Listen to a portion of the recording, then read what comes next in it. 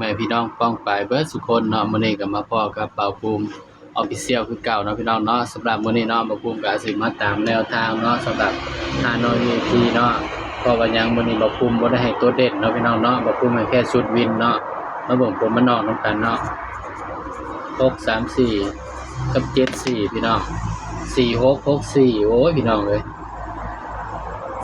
74มีแต่4664เนาะพี่น้องเนาะ4มาดีอยู่พี่น้องสำหรับชุดวินเนาะแต่ว่าบ่มีตัวจับคู่เนาะพี่น้องเนาะนี่เสียดายเนาะพี่น้องเนาะสำหรับมื้อนี้ก็รุดเนาะพี่น้องเนาะเพราะฉะนั้นก็ไปกันต่อเนาะงวดวันที่10มีนาคมเด้อพี่น้องเด้อบัดนี้สำหรับบ่าวทีวีเนาะฮานอยเนาะน้อย VIP เนาะพี่น้องเนาะเสียดายอยู่พี่น้องแต่ว่าบ่คุ้มบ่ได้ลงตัวเด่นให้เนาะพี่น้องเสียดายอยู่พี่น้อง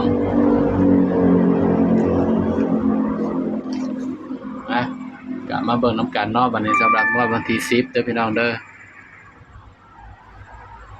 งวดวันที่10เนาะบัดนี้เนาะสำหรับฮานอย VIP เด้อพี่น้องเด้อ สำหรับงวดวันที่10เนาะ10มีนาคมเนาะพี่น้อง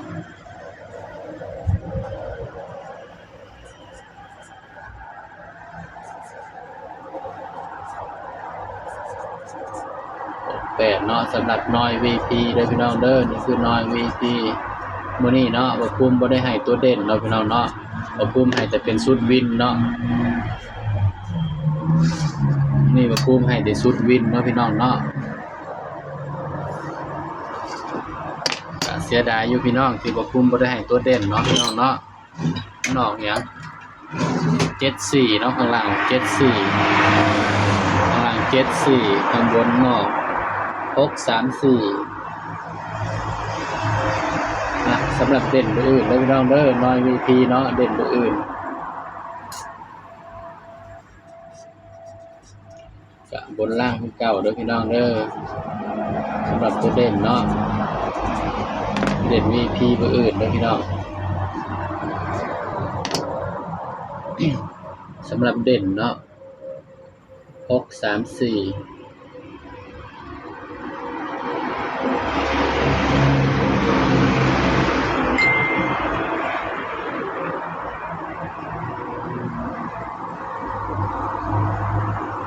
นี่เนาะสำหรับเด่นตัวอื่นเนาะพี่น้องเนาะมาคุ้มให้เด่นไปที่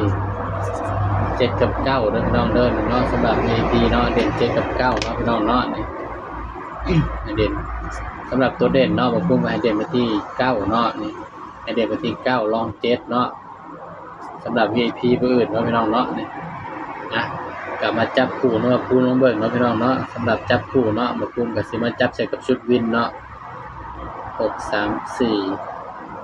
13ได้444 17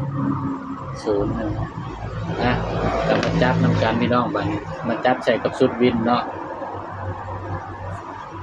71 72นี่เด้อพี่น้องแล้วก็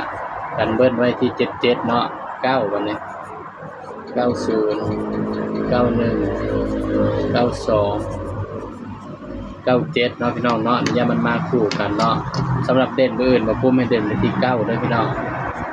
ย้ำมาตัวเลขก็เป็นเพียงแนวทางเด้อพี่น้องเด้อนี่อาจสิเป็น76ก็ได้เนาะพี่น้องเนาะแต่ว่า76 75หรือว่า77ก็ได้เด้อพี่น้องเด้อแต่ว่ามาพุ่มมาจับกับชุดวินให้เบิ่งเนาะพี่น้องเนาะนี่สำหรับแนวทางเนาะแนวทางฮานอยพิเศษ VIP เนาะพี่น้องเนาะแนวทางฮานอย VIP เด้อพี่น้องนี่ก็เป็นเพียงแนวทางเนาะพี่น้องเนาะก็ขอให้ FC ทุกคนปังๆเนาะพี่น้องเนาะสำหรับตัวเลขก็มีเข้ามีรุดเนาะพี่น้องเนาะมาพุ่มก็ให้เพื่อเป็นแนวทางเด้อพี่น้องเด้อสำหรับคลิปนี้เนาะมาพุ่มก็ฝากไว้เพียงสำนี้เนาะพี่น้องเนาะอย่าลืมกดไลค์กดแชร์กดติดตามมาพุ่ม Official อีกเด้อพี่น้อง